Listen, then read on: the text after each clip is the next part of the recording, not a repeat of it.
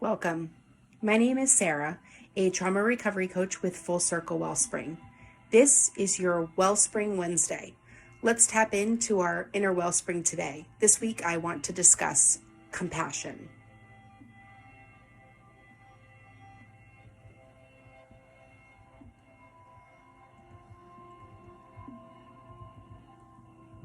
One of my most favorite self practices now, but that was the hardest to learn and utilize, was compassion for myself and then for others.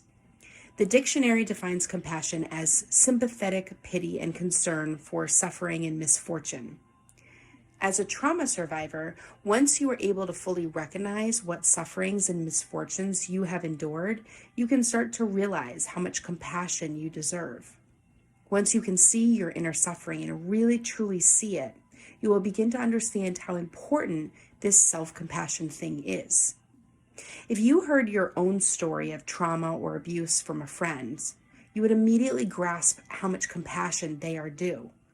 You may even be able to look from the outside in at some of their life choices and coping mechanisms without judgment, but more with that sympathetic pity.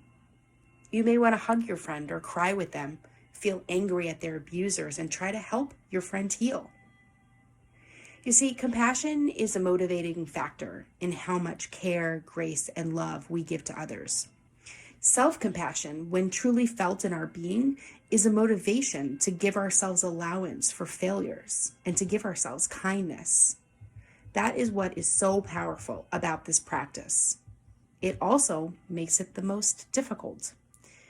By sheer humanness, your abuse and trauma actually made you feel worse about yourself, especially from early childhood neglect. Once a survivor has learned to turn on themselves as the bad ones, deserving of abuse, worthless, or unlovable, they are now locked in a cycle of self-hatred, feelings of unimportance, depression, self-harm, and even suicidal ideation. Even after the trauma and abuse has stopped, us survivors can be stuck wallowing in distaste for ourselves, which actually re-traumatizes our own self over and over. One of the mental tolls of trauma is the ongoing self-degradation that we learned from our abusers.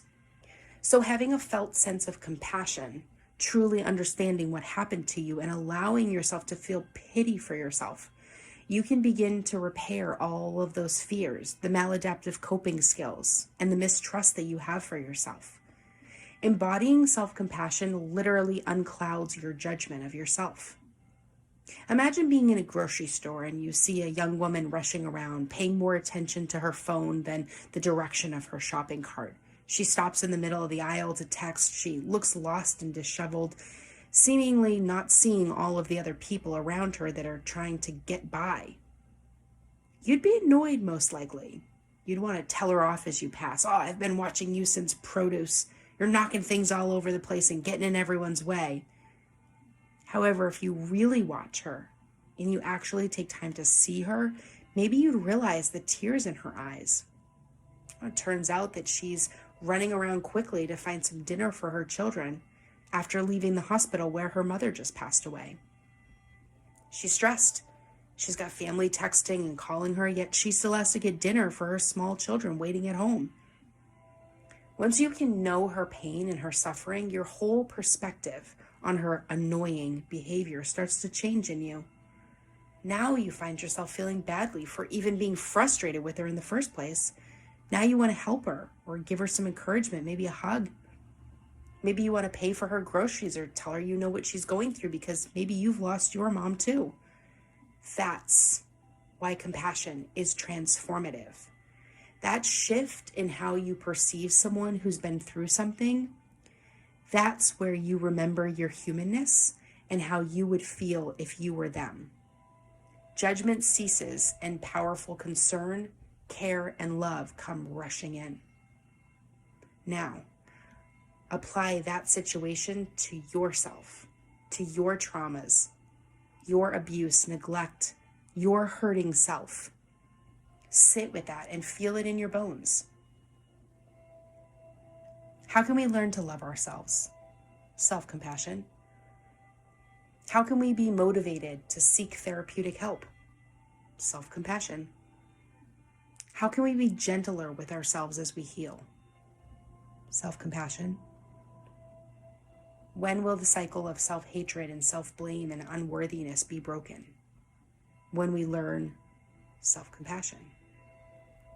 Compassion will never give you a pass to play the victim or hurt someone else or act out of revenge, but compassion will always lead with more love for yourself so that you can love others greater. That's why I say it's my favorite personal practice, and also it was the hardest for me personally to fully embody. It's so easy to berate myself. It's so easy for that inner critic to flood to the surface and tell me I'm pointless, worthless, unnecessary, stupid, fat, and ugly, and sometimes all at the same time.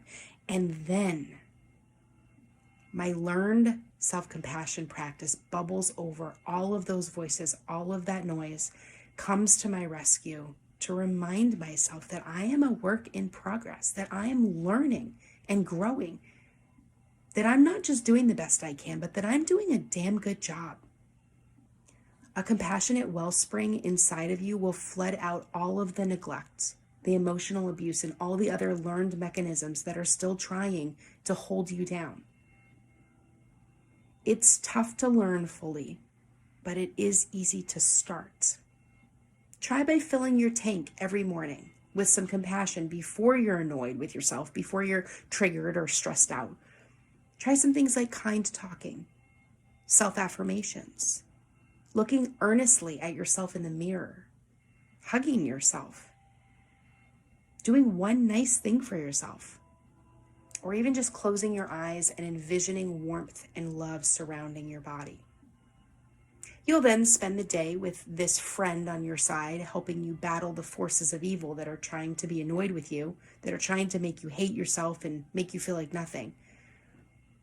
If you can start with a morning routine of loving yourself in whatever way feels good to you, you can be on your way to fully embody lots of chances to fill your self-compassion tank back up, even throughout a very difficult day. It is a practice, that is for sure. In fact, one of the first chances that you'll get to test this out is when you start noticing yourself being mean to yourself for failing at self-compassion. It's then actually that your trauma brain and now your new learned compassion brain are battling each other. And that is a great sign because you are recognizing that you failed, but yet the compassion is still coming to your rescue. Compassion will be a warrior to remind you how far you've come. It will forgive you when you fall back into an old coping skill or break your boundaries. It will ride in like a knight on shining armor with fresh wind of understanding that, yes, I have a ways more to go in my post-traumatic healing, but also, yes, I've come a very long way. Compassion will quiet your inner critic and start replacing it with an inner cheerleader. It will allow you to refather and remother yourself. It makes room for mistakes, and compassion gets you to your trauma coach or therapy appointment so that you can keep healing your inner child. Compassion takes hard work, but the reward is immeasurable. Self-loathing is also a lot of draining energy work, but with no benefit at the end of the tunnel. Choose self-compassion. Learning to love yourself is one of your most powerful weapons in your healing journey.